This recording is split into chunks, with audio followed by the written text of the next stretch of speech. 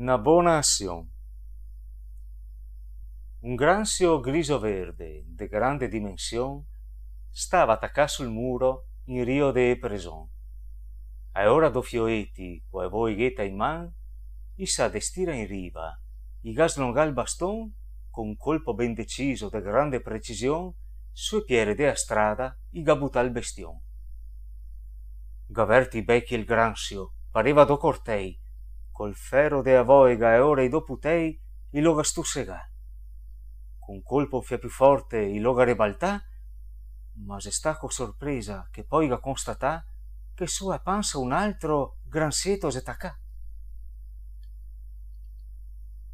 De colpi s'affermà, ognun s'ha fatto muto, e c'era una marotona de quei che galputo.